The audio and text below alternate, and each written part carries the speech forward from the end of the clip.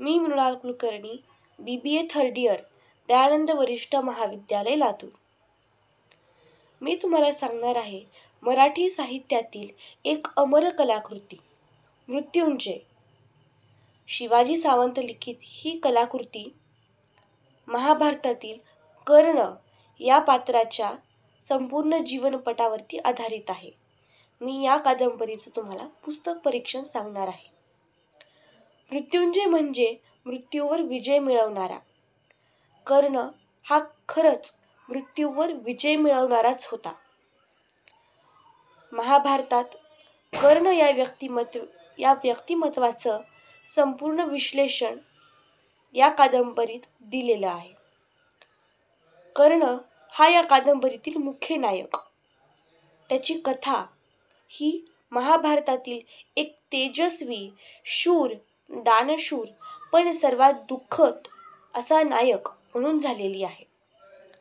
कर्णाचं आयुष्य म्हणजे संघर्ष, त्याग आणि स्वतःबद्दलचा आत्मसन्मान या संपूर्ण तिन्ही गोष्टींची कहाणी.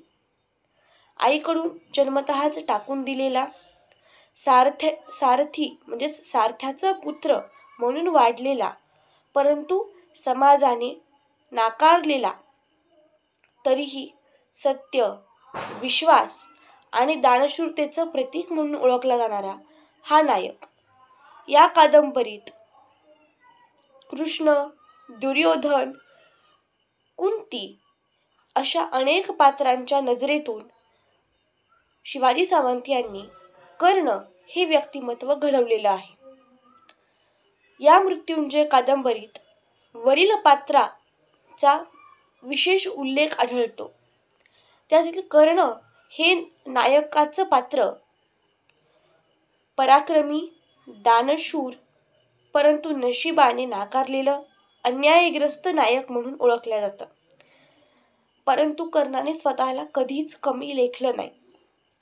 कुंती ही कर्णाची आई आणि अपराधी भावना बाळगणारी स्त्री होती. दुर्योधन हा कर्णाचा जवळचा मित्र, तो त्याचा आधार होता.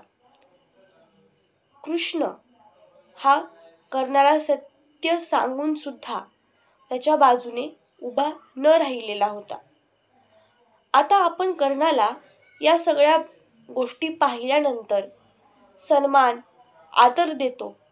परंतु एक प्रश्न उभा राहतो, ते म्हणजे दुर्योधन हा एवढा अविचारी असून सुद्धा कर्णाने दुर्योधनाची बाजू का घेतली? या सर्व गोष्टींचा विचार केल्यानंतर एक गोष्ट डोळ्यासमोर येते, ती म्हणजे एक कर्णाचा गुण, तो म्हणजे निष्ठावान राहणे.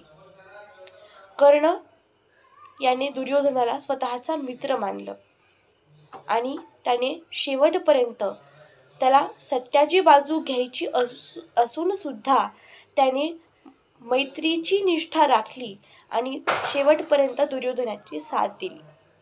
यातून कर्णाची निष्ठा ही दिसून येते.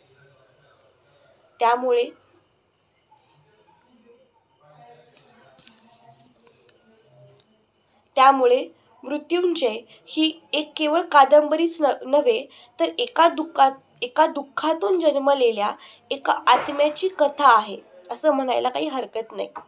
हे कर्णाचं पात्र वाचताना आपल्याला त्याच्याबद्दल करुणा, दया, आदर, अभिमान या सर्व गोष्टी एकत्र अनुभवायला मिळतात.